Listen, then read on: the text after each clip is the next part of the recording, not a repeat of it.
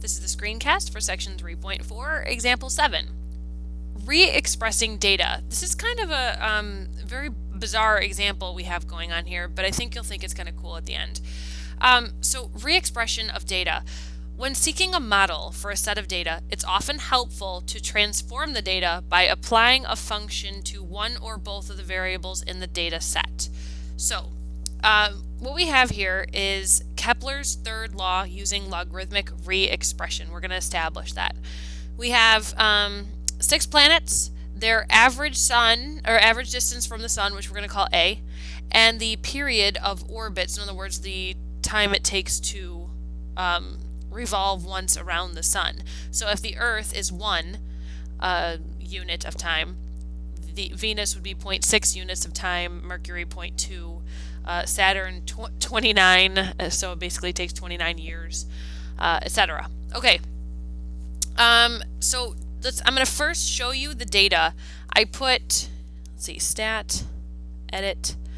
I put the average distance from the sun in column A, or column L1. Column L2, I put the period of time for orbit, and then I turned on my plot 1, and then I hit zoom 9 to see my data. Now it looks exponential, which we do have the ability to create an exponential regression and work with that, but I want to show you how changing the x variable and the y variable to an expression can help. So in this case, the problem wants us to re-express the a comma t data pairs in table 3.2 as the natural log of a comma the natural log of t pairs. So let's just do that first and worry about the rest of it in a second. Stat, edit. So now I'm going to tell L3, so I'm going to go up to L3, I'm going to tell L3 to be the natural log of every element in L1, so the natural log of L1. Then I'm going to tell L4 to be the natural log of L2. So L3 and L4 are the natural log of A and the natural log of T. Just to get an idea of what that data would then look like, I go to second stat plot. I'm going to turn my first plot off, and I'm going to go to my second plot. Now I have to turn that on first. My X list, my X values are going to be now in L3. My Y values are going to be in L4. I'm going to hit zoom 9, zoom stat.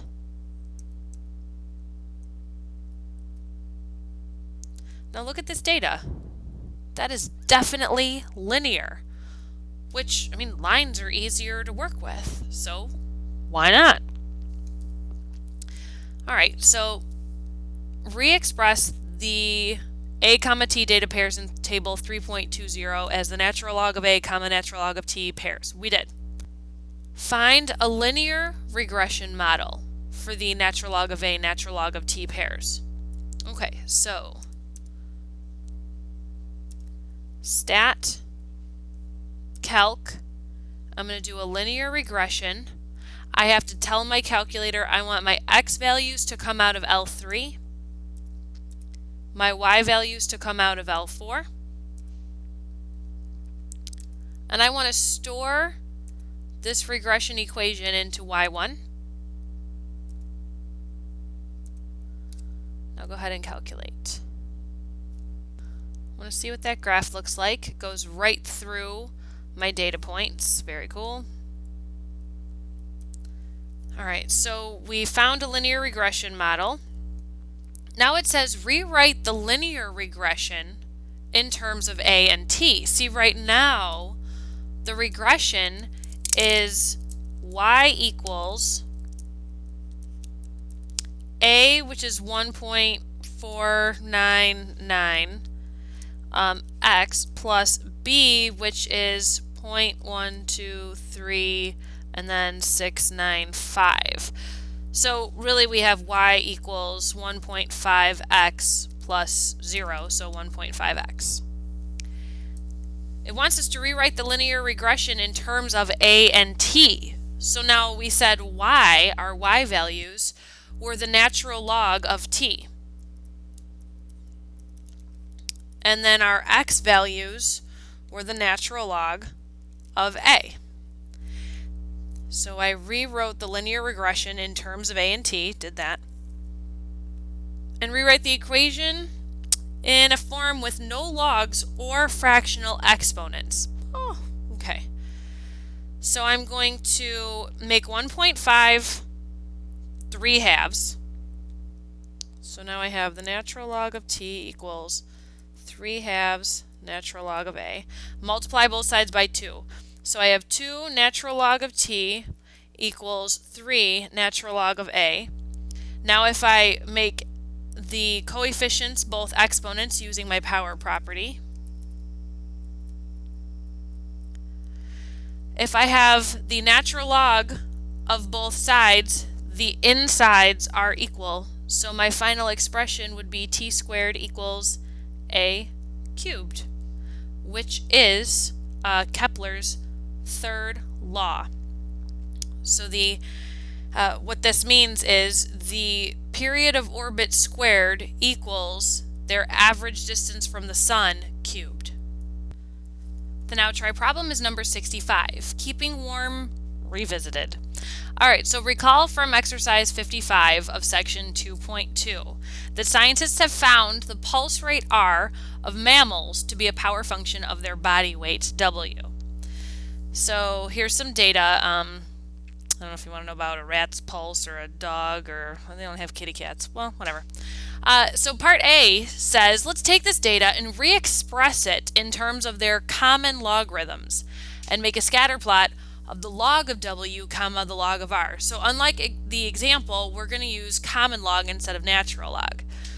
So what I did was I first put in all the data in L1 and L2, and I want to show you what that data looks like without re-expressing it first. So this data looks like it is exponential decay, I think. And we could do an exponential decay regression, but the problem says that it wants to re-express it as the common log of the body weight, comma, common log of pulse rate. So, stat, edit, I'm going to make L3 the common log of L1 and L4 the common log of L2. And now I need to make a scatter plot. And I hit zoom 9 and I can see this messy scattered data, but it does kind of have a linear flow to it. Part B says compute the linear regression model. So this will be our y values, or the log of the pulse rate, equals a, so our slope, times the log of W plus B for the log of W comma log of R. Alright, so let's find our linear regression. Stat, calc, number 4 is linreg. And I still want L3 and L4 as my x and y data, and I want to put that into y1. And then part C wants me to superimpose the regression curve on the scatter plot. So that regression curve is y equals a, which was negative point, looks like 30, x plus, and then b was 2.36. Now remember, y is really the log of r, and x is really the log of w. So let's see what that looks like superimposed. So it's a very good fit to that kind of jumpy linear data. Part D, use the regression equation to predict the pulse rate for a 450 kilogram horse. Is the result close to the 38 beats per minute reported by A.J. Clark in 1927? So now our challenge is to use the regression equation to predict the pulse rate for a 450 kilogram horse. All right, so remember our regression equation is really the log of r, which equals, and we're going to use negative 0.30, and then instead of x, it's really the log of w plus our y-intercept, which is 2.36. So if I'm looking for a 450 kilogram horse, kilogram is my w, my weight, not my r, my pulse rate. So I am looking for log of r equals negative 0.30 times log of 450 plus 2.36. So now I'm going to have to combine this left side with my calculator, so negative 0.3 times the log of 450 and then plus 2.36. And I get the log of r equals, what did I get? 1.56. So if I change that to exponential, 10 to the 1.56 equals r. So I have to find out what 10 to the 1.56 is. I get 36.65. So r is about 37 beats per minute.